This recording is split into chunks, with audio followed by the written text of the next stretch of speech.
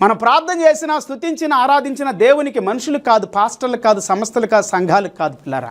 మనం యేసయ్యను, సృష్టికర్తను, పరిశుద్ధుని, నీతిమంతుడిని ఆరాధిస్తా ఉన్నాం. అద్భుతాలు చేస్తాడు ఆయన.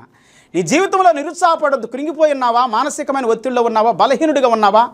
నీ యొక్క వ్యాధితో, రోగముతో, అప్పుల బాధతో, ఆర్థికపరమైనటువంటి ఇబ్బందులతో, కుటుంబ కలహాలతో, కోర్టు కేసులతో, పోలీస్ స్టేషన్స్తో, నానా రకాలుగా స్నేహితులను నమ్మి మోసపోయావా? అనేకమైనటువంటి సమస్యలు నిన్ను భయంకరమైనటువంటి సుడిగుండాల్లోనికి తీసుకొని వెళ్ళిన జిగటగల దొంగ ఊబిలో ఉండావా? భయంకరమైనటువంటి దుస్థితిలో ఉండావా? ఇదేనో ప్రభు మాట్లాడుతూ ఉన్నాడు. నువ్వు విశ్వాసంతో ఆజ్ఞాపించు, నువ్వు ప్రార్థన చేయి. విశ్వాసంతో ఆజ్ఞాపిస్తే అద్భుతాలు చేస్తాడు దేవుడు. God will do miracles and wonders today right now. Receive your faith. మీ విశ్వాసము ఆవగింజంతుంటే చాలు పిల్లారా, అద్భుతాలు జరుగుతాయి. దురాత్మ శక్తులు, దైవ శక్తులు, వ్యాధులు, రోగ